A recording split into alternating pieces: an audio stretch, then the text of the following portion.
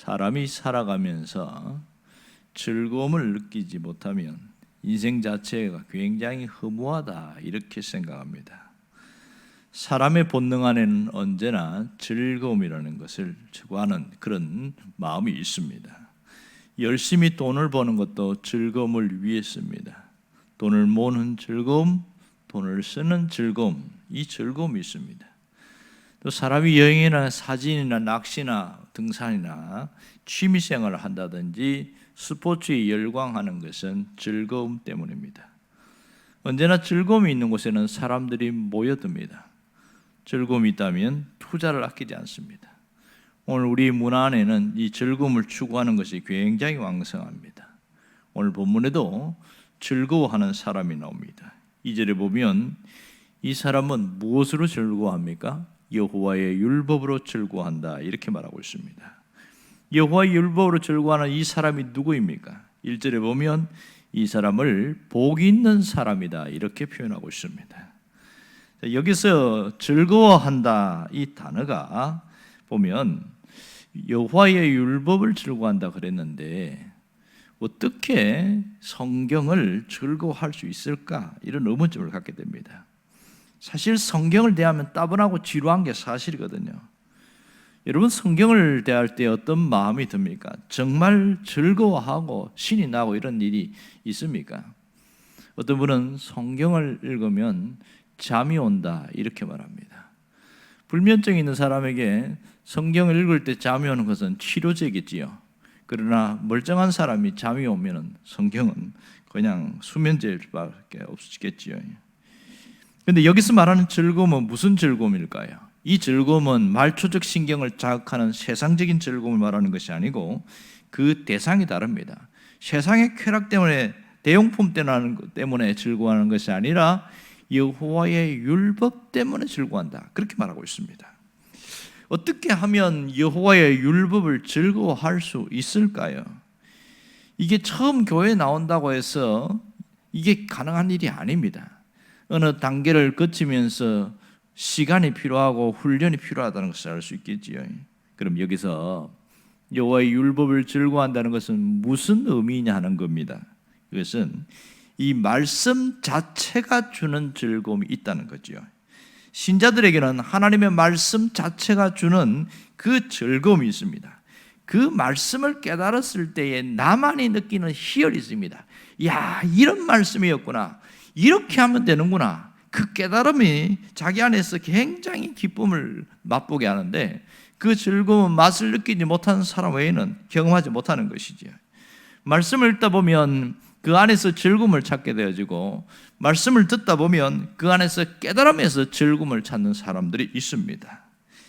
어떻게 해서 이런 즐거움을 경험할 수 있을까요? 그것은 꼭 중요한 것이 하나가 있는데 영적인 미각이 살아 있어야 됩니다. 영적인 미각은 영의 세계를 맛보는 맛을 말합니다. 영의 세계의 맛은 말씀의 맛, 진리의 맛이라고 할 수 있겠지요. 신자인지 아닌지를 분별할 수 있는 기준이 있는데 그것은 말씀에 대한 반응입니다. 세상 사람들은 말씀이 주는 맛을 전혀 모릅니다. 느낄 수가 없고요, 알 수도 없어요. 왜요? 영적인 미각이 없거든요. 말씀 그러면 그저 지겹게 생각하고 말씀 들으면 거부 반응을 일으킵니다. 어떤 사람은 말씀을 아주 교양으로만 받아들이는 그런 사람이 있습니다. 그러나 진정한 신앙인은 말씀이 주는 즐거움이 있다는 것을 알고 있지요. 신앙이 깊어진다는 것은 말씀이 주는 즐거움 안에 빠져 들어가는 겁니다. 진리 안에 빠져 들어가는 것을 우리가 알 수 있지요. 그럼 우리 자신 한번 돌아봅시다. 과연 나는 영적인 미각이 살아있느냐는 겁니다.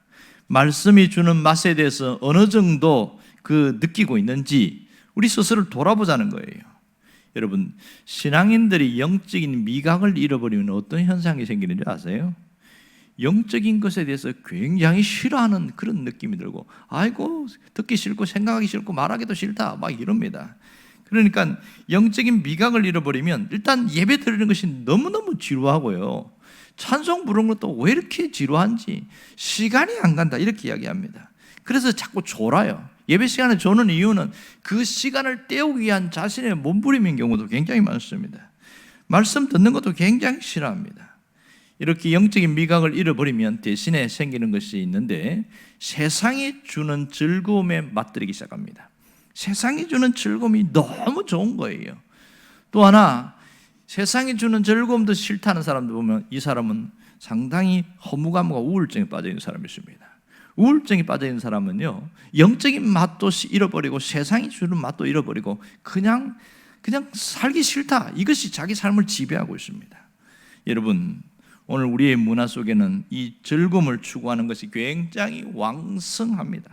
그래서 이 세상이 주는 즐거움은 기가 막힌 거예요. 1절에 보면 악인들, 죄인들, 오만한 자들이 나오는데, 그들과 함께하는 것이 나쁘다는 것을 알지만 왜 끊지 못하느냐?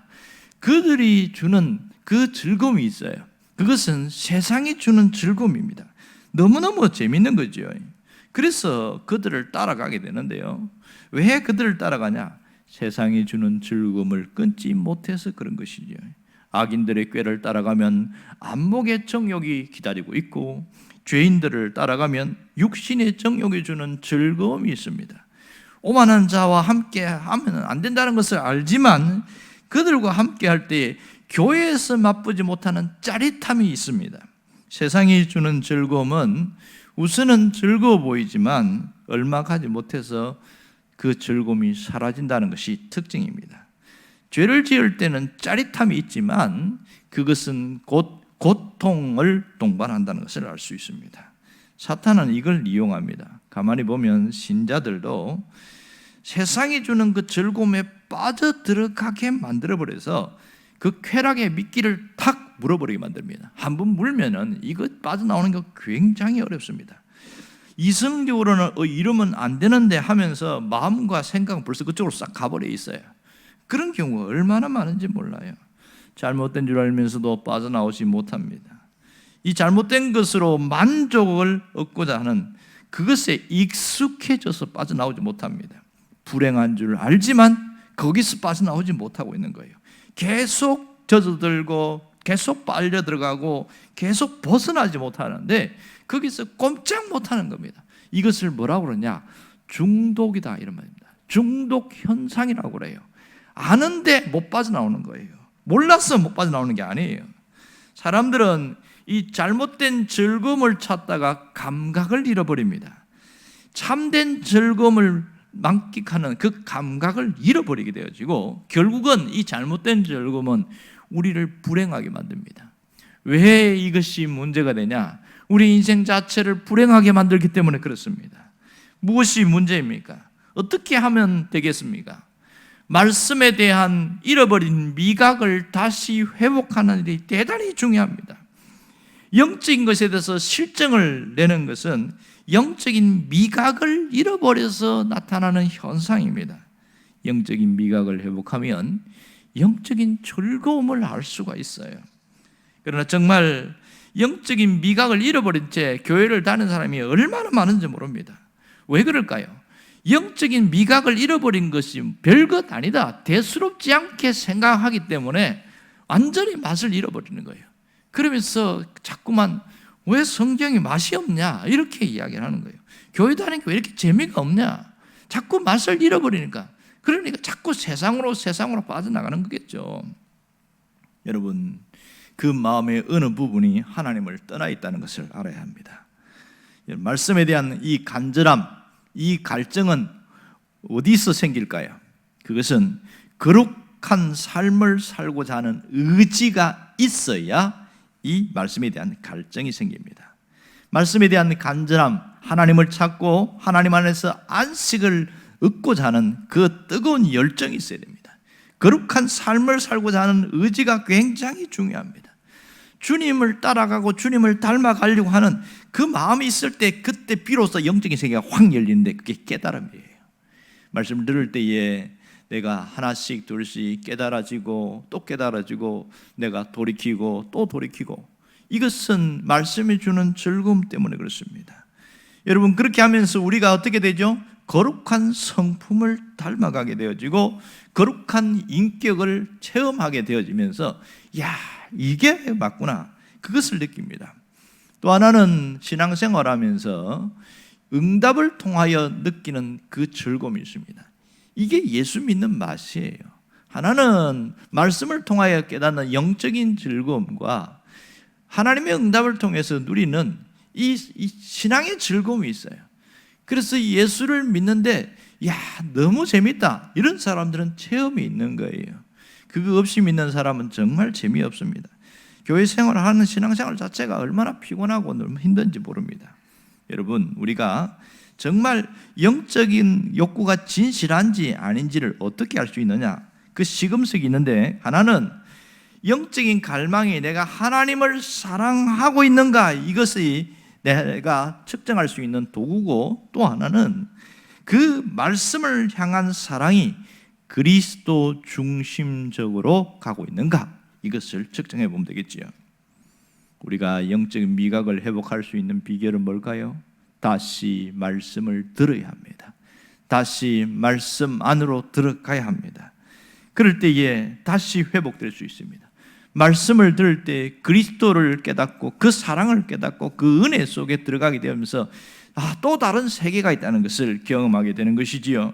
여러분, 우리는 세상의 것으로 만족할 수가 없어요. 세상의 것은 어떤 사람이 뭐라고 표현하냐면 바닷물을 마시는 것 같다, 이렇게 말합니다. 갈증이 있을 때에 바닷물 마시면 시원합니다. 얼마나 좋은지 몰라요. 그런데 그 갈증이 시원함이 오래 못 가요. 또 갈증을 느끼고 갈증이 끊임없이 추구하게 되었습니다. 그러다 보면 사람이 미쳐버려요. 너무너무 이 소금물 많이 들어오면 정신 못 차리거든요. 이게 세상이 주는 즐거움입니다. 신앙인들은 세상이 주는 즐거움과 그걸로서 만족하는 사람이 아닙니다. 하나님이 주시는 이 영적인 이 맛을 느낄 수 있어야 신앙생활에 참 맛을 할 수 있습니다. 우리의 영혼은 하나님이 주는 것으로 채워질 공간이 있습니다.